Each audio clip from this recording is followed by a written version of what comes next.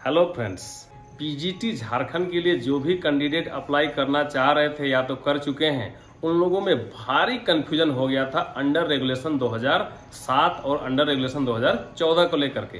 किसको सिलेक्शन करें, 2007 करें, 2014 करें, भारी कंफ्यूजन था। और इस कंफ्यूजन को दूर करने के लिए जेएसएससी ने नोटिफिकेशन जारी करके क्लियर कर दिया है। उसका स्क्रीनशॉट मैं बगल में लगा दूंगा, और चाहे तो आप उसका डिटेल देखना चाहते हैं तो आप जेएसएससी के वेबसाइट में जाकर के उसको देख सकते हैं। उन्हीं बिंदुओं पर आज हम डिटेल से चर्चा करने वाले हैं, इसलिए शुरू से अंत तक हमारे इस वीडियो में बने रहिए। तो चलिए हम आज की वीडियो को शुरू करते हैं। सबसे पहले आप गूगल में सर्च कीजिए जेएसएससी झारखंड। उसको सर्च करने के बाद जो पहला आएगा होम पेज देखिए इसका, उसको आपको क्लिक करना है। इसको क्लिक करते ही देखिए झारखंड स्टाफ सिलेक्शन कमीशन का होम पेज आएगा। उसमें सबसे आपको नीचे की ओर आना है, व्हाट्स न्यूज़ में। यहीं पर देखिए आपका पूरा जो जूम करके थोड़ा सा हम दिखा रहे हैं आपको, यही यहाँ पर आपका नोटिफिकेशन सारा है। देखिए लिखा हुआ है क्लियरिफिकेशन अबाउट PGTTCE, इसी को आपको क्लिक करना है। इसको क्लिक करते ही आपके सामने इस प्रकार का इंटरफेस आएगा। देखिए यहाँ पर लिखा हुआ है क्लियरिफिकेशन अबाउट PGTTCE 2022, इसको आपको क्लिक करना है। इसको क्लिक करते ही देखिए आपके सामने ये नोटिफिकेशन आ चुका है। थोड़ा सा हम जूम कर रहे हैं। देखिए आपका विज्ञापन संख्या 14 और 15 जो 2022 था, वो दोनों के लिए एप्लीकेबल है। आवश्यक सूचना है स्नातकोत्तर प्रशिक्षित शिक्षक प्रतियोगिता परीक्षा 2022 के लिए है, नियमित और बैकलॉग दोनों वैकेंसी के लिए है। यह नोटिफिकेशन आया हुआ है 6/10/2022 को। यहाँ पर थोड़ा सा आपको क्लियर कर देते हैं। स्नातकोत्तर प्रशिक्षित शिक्षक प्रतियोगिता परीक्षा 2022 के कतिपय अभ्यर्थियों से प्राप्त अभ्यावेदन द्वारा विज्ञापन के कई बिंदुओं पर स्पष्टता का अनुरोध किया गया है। तदनुसार स्कूली शिक्षा एवं साक्षरता विभाग से प्राप्त मार्गदर्शन निम्नवत है। यानी कि बहुत सारे कैंडिडेट ने इसको मार्गदर्शन मांगा था कि इस पर हम लोग क्या करें क्या ना करें, उसी के अनुरूप यह मार्गदर्शन स्कूली शिक्षा एवं साक्षरता विभाग की तरफ से दिया गया। उसी को जेएसएससी ने क्लेरिफिकेशन के रूप में पब्लिश किया है। देखिए बाएं साइड है नियम, क्रमांक संख्या है 1 2 3 से बना हुआ है। उसका नियम है जो ब्रोशर में लिखा हुआ, तो उस नियम को नियम के नीचे लिखा हुआ है। और उसका जो स्कूली शिक्षा एवं साक्षरता विभाग का जो मार्गदर्शन आया है उससे प्राप्त हुआ है, उसी को यहाँ पर उसको व्याख्या किया गया है। तो यहाँ पर आपको बता दें, जो पहला क्रमांक संख्या 1 है यह विनियम 2014 को लेकर है, और उसके नीचे 2007 को लेकर है। इन्हीं बिंदुओं पे हम थोड़ा सा बारीकी से आज हम एक एक करके हम चर्चा करने वाले हैं। तो देखिए आप लोग, जैसा कि आप सभी जानते हैं कि विनियम 2014 क्या कहता है, उसको आप लोग ब्रोशर में पढ़ चुके हैं, लेकिन क्लियर आप लोग नहीं थे। इसीलिए आप लोगों ने क्या किया था, जेएसएससी को आवेदन दिया था। उसी को नियम के आधार पे स्कूली शिक्षा एवं साक्षरता विभाग से मार्गदर्शन मांगा गया था जेएसएससी की ओर से, और स्कूली शिक्षा एवं साक्षरता विभाग ने उसका क्लियरिफिकेशन दे दिया। उसी को इसने पब्लिश किया है। तो यहाँ पर क्या कहता है, थोड़ा सा हम आपको जूम करके डिटेल से इसको थोड़ा सा दिखाते हैं ताकि आपको क्लियर समझ में आ जाए।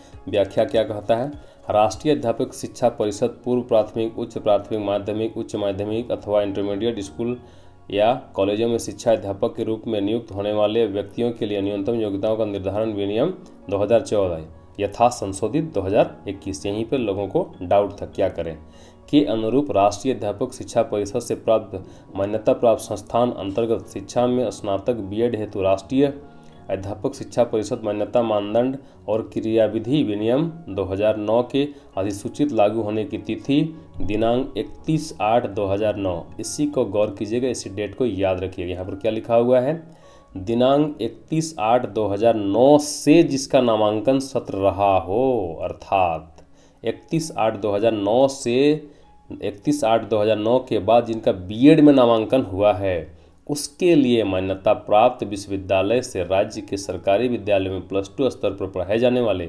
विषयों में से नियुक्ति के विषय कम से कम 50% अंकों सहित स्नातकोत्तर की योग्यता आवश्यक है, तथा अनुसूचित जाति, अनुसूचित जनजाति, निःशक्त आरक्षण कोटि के लिए 5% अंकों की छूट है। यानी इसका निचोड़ यही है, आप लोगों को क्लियर बता दें कि 31/8/2009 के बाद जिनका भी बीएड में नामांकन रहा है उनके लिए बीएड तो अनिवार्य है ही। पहला कंडीशन तो है ही बीएड। इसमें 2 कंडीशन है इसमें अप्लाई करने के लिए, पहला बीएड भी होना चाहिए, दूसरा स्नातकोत्तर में डिग्री होना चाहिए। तो पहला तो आप जिन्होंने भी 31/8/2009 के बाद बीएड में नामांकन लिया है या उनके बाद जिन्होंने भी बीएड का डिग्री लिया है, वो तो चाहिए ही चाहिए। वही लोग 2014 को टिक करेंगे, 2014 को सिलेक्ट करेंगे और साथ ही साथ जिस विषय में आप अप्लाई कर रहे हैं उस विषय में 50% अंक होना चाहिए, ये सेकंड कंडीशन है। लेकिन कुछ छूट भी दिया गया है उन कैंडिडेट को जो ST SC और जो फिजिकल हैंडीकैप हैं उनको 5% अंकों में छूट है, यानी कि वह 45% अंक भी रहेगा तो भी उनको चलेगा। यहाँ पर क्लियर हो गया साथियों, विनियम 2014 क्या कहता है, 2014 वही सेलेक्ट कर सकते हैं। अब आते हैं, थोड़ा जूम आउट करते हैं, उसके ठीक नीचे है 2007 विनियम 2007। देखिए थोड़ा सा दिखा देते हैं, यहाँ पर लिखा हुआ है क्रम संख्या 2 में विनियम 2007। इनका व्याख्या के संबंध में क्या कहता है, स्कूली शिक्षा एवं साक्षरता विभाग का मार्गदर्शन क्या कहता है, ब्रोशर में आप लोग उसको पढ़ चुके हैं, मैं उसका व्याख्या को पढ़ रहा हूँ। यहाँ पर थोड़ा गौर से देखिएगा, मैं थोड़ा जूम करके आपको साफ साफ दिखे, मैं दिखा रहा हूँ आप लोगों को। राष्ट्रीय अध्यापक शिक्षा परिषद मान्यता के लिए आवेदन पत्र जमा करने की समय सीमा, अध्यापक शिक्षा कार्यक्रमों की मान्यता के लिए मानदंडों और मानकों का निर्धारण तथा नए पाठ्यक्रम अथवा प्रशिक्षण शुरू करने के लिए अनुमित विनियम 2002 तथा राष्ट्रीय अध्यापक शिक्षा परिषद मान्यता मानदंड और क्रियाविधि विनियम 2007, यानी 2007 के क्लियरिफिकेशन यहाँ पर है। विनियम 2007 के अनुरूप राष्ट्रीय अध्यापक शिक्षा परिषद से किसी मान्यता प्राप्त संस्थान अंतर्गत शिक्षा में स्नातक BEd हेतु राष्ट्रीय अध्यापक शिक्षा परिषद मान्यता मानदंड और क्रियाविधि विनियम 2009 के अधिसूचित लागू होने की तिथि, यही फिर से गौर कीजिएगा, दिनांक 31/8/2009 अर्थात 31 अगस्त 2009 के पूर्व, इसी को अंडरलाइन कीजिएगा, 31/8/2009 के पूर्व जिनका नामांकन सत्र रहा हो, यानी क्या कह रहा है, 31/8/2009 से पूर्व जिन्होंने BEd में दाखिला लिया है, एडमिशन लिया था, डिग्री हासिल किया है, उनके लिए मान्यता प्राप्त विश्वविद्यालय से राज्य के सरकारी विद्यालयों में +2 स्तर पर पढ़ाए जाने वाले विषयों में से नियुक्ति के विषय में कम से कम 45% अंकों सहित स्नातकोत्तर की योग्यता आवश्यक है तथा अनुसूचित जाति जनजाति निःशक्त आरक्षण कोटि के लिए 5% अंकों की छूट है। यानी कहने का मतलब है इस डेट के अनुसार 31 अगस्त 2009 के पूर्व जिनका नामांकन सत्र रहा है BEd में, वे एप्लीकेबल हैं 2007 विनियम को सेलेक्ट करने के लिए, और साथ ही साथ जिस विषय में आप अप्लाई कर रहे हैं उस विषय में कम से कम 45% अंक होना अनिवार्य है, स्नातकोत्तर की डिग्री में, मास्टर डिग्री में, PG की डिग्री में। और साथ ही साथ उन लोगों के लिए 5% का छूट है जो ST SC और फिजिकल हैंडीकैप कोटि से आते हैं। साथियों, अब इन दोनों का निचोड़ यही है कि JSSC ने स्कूली शिक्षा एवं साक्षरता विभाग को गाइडलाइन मांगा था इन दोनों बिंदुओं पर। उसके आधार पे स्कूली शिक्षा एवं साक्षरता विभाग झारखंड ने JSSC को जो गाइडलाइन जारी किया उसके आधार पे JSSC का कहना है कि विनियम 2014 वे कैंडिडेट सेलेक्ट कर सकते हैं जिन्होंने 31/8/2009 के बाद जिन्होंने BEd में नामांकन किया है, उनका सत्र रहा है, अर्थात 31 अगस्त 2009 के बाद जिन्होंने BEd की डिग्री हासिल किया है, वही 2014 को सेलेक्ट करेंगे, अंडर रेगुलेशन 2014 को सेलेक्ट करेंगे। और साथ ही साथ उनका मास्टर डिग्री में, PG के डिग्री में, स्नातकोत्तर की डिग्री में कम से कम 50% अंक होना अनिवार्य है जिस विषय के लिए वह आवेदन दे रहे हैं। लेकिन थोड़ा सा 5% का छूट दिया गया है ST SC और फिजिकल हैंडीकैप कैंडिडेट को। उसी प्रकार से विनियम 2007 क्या कहता है, 2007 विनियम को वैसे कैंडिडेट सेलेक्ट करेंगे जिन्होंने 31/8/2009 के पूर्व जिनका नामांकन सत्र BEd में रहा है, अर्थात 31 अगस्त 2009 से पूर्व जिन्होंने BEd की डिग्री हासिल किया है, वैसे कैंडिडेट विनियम 2007 को सेलेक्ट करेंगे। और साथ ही साथ उन कैंडिडेट को मास्टर डिग्री में, PG के डिग्री में जिस विषय में वो अप्लाई कर रहे हैं उस विषय में कम से कम 45% अंकों के साथ स्नातकोत्तर की डिग्री होना चाहिए।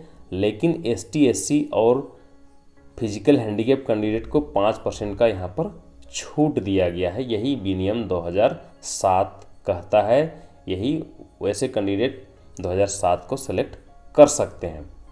JSSC ने और 2 पॉइंट पे अपना क्लियरिफिकेशन दिया है, इसमें भी कैंडिडेट को डाउट था। देखिए इसको थोड़ा सा जूम करके दिखाते हैं क्या डाउट था कैंडिडेट में।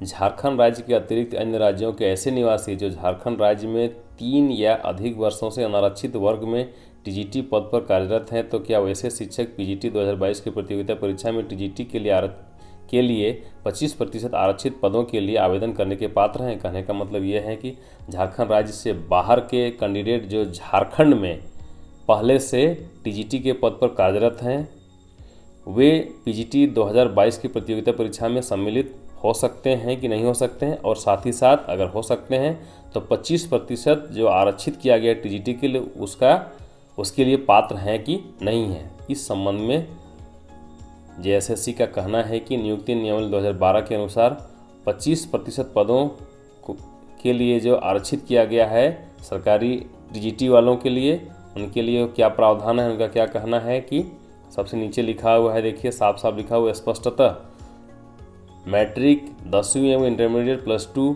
कक्षा झारखंड राज्य में अवस्थित मान्यता प्राप्त शैक्षणिक संस्थान से उत्तीर्ण अभ्यर्थी ही आवेदन के पात्र होंगे। कहने का मतलब साफ है कि वैसे कैंडिडेट जो झारखंड में पहले से टीजीटी के पद पर कार्यरत हैं लेकिन वे आवेदन कर सकते हैं बशर्ते वे मैट्रिक एवं इंटरमीडिएट झारखंड में ही पास किया हुआ होना चाहिए, उत्तीर्ण होना चाहिए। और साथ ही साथ कुछ और भी कंडीशन यहाँ पर है, झारखंड राज्य में अवस्थित मान्यता स्थानीय रीति रिवाज, भाषा, परिवेश तथा ज्ञान का होना भी अनिवार्य होना चाहिए, ये भी बोला गया है। और साथ ही साथ एक पॉइंट और है जो चौथा पॉइंट है, इनमें जेएसएससी का कहना है कि झारखंड राज्य के नागरिक वर्ग के वैसे निवासी जो 3 या अधिक वर्षों से झारखंड में टीजीटी पद पर कार्यरत हैं और अपना हाई स्कूल और इंटर झारखंड के अतिरिक्त अन्य राज्यों से पास किए हैं तो क्या वैसे शिक्षक पीजीटी 2022 की प्रतियोगिता परीक्षा में टीजीटी के लिए 25% आरक्षित पदों के लिए आवेदन करने के पात्र हैं? कहने का मतलब यह है झारखंड राज्य का ही जो अनारक्षित वर्ग की जो कैटेगरी हैं जो पहले से झारखंड राज्य में टीजीटी के पद पर कार्यरत हैं